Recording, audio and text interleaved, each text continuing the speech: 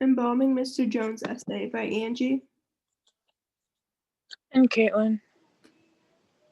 Within the article Embalming Mr. Jones, Mitford is describing the process of embalming a corpse. She explains that modern American funerals are the most irrational and weirdest custom of our society, and the embalming of a deceased body occurs in no part of the world but America.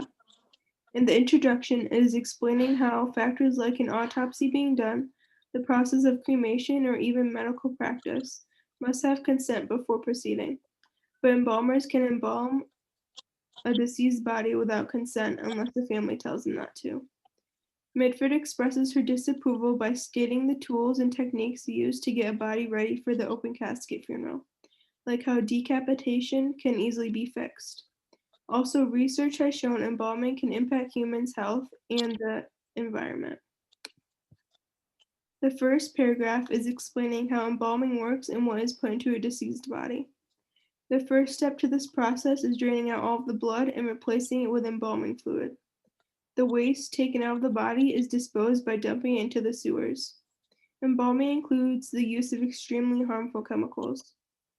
The fluid that replaces the blood is made up of formaldehyde, ethanol, and methanol. In fact, the slightest exposure to formaldehyde can severely affect someone. The second paragraph is explaining the public health issues due to embalming. Embalming fluid is mostly made up of formaldehyde, which is now known as a human carcinogen. Exposure to formaldehyde causes many health issues like bronchitis and irritation, along with many cancers like leukemia, brain, throat, colon, and colon cancer. An increase in problems like heart diseases and lung and kidney failures are also linked to high exposure.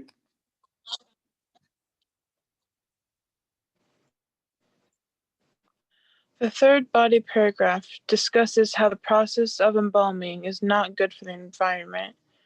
Embalming ends up releasing toxic chemicals, whether from releasing them into the atmosphere by cremating the body, or the chemicals getting to the bodies of water through the sewers.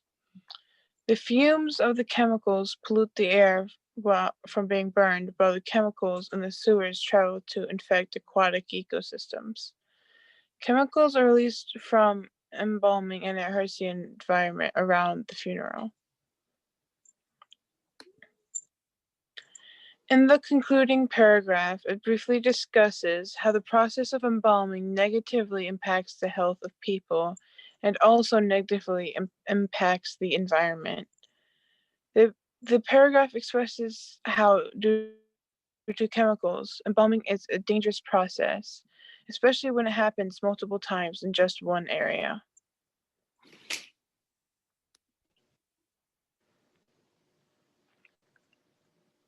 And the video discusses one of the major chemicals that is used in embalming and why it's so dangerous.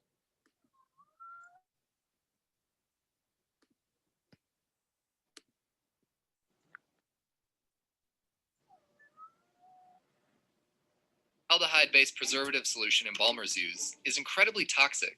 OSHA deems it a dangerous carcinogen and strictly regulates its use, and the EPA treats it as a hazardous waste. Embalmers experience higher levels of brain, colon, and prostate cancer, as well as leukemia. To embalm a typical body requires 3 pounds of this formalin solution and sends 120 gallons of untreated funeral waste directly into the sewage system, including blood, fecal matter, organ fluid, and carcinogenic chemicals, as well as whatever unknown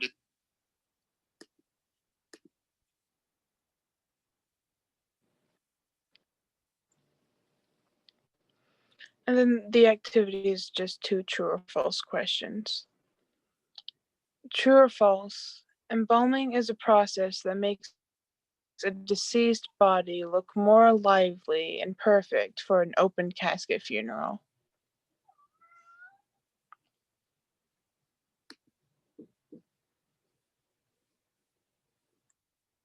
It's true. Number 2, true or false, embalming is not dangerous to the environment.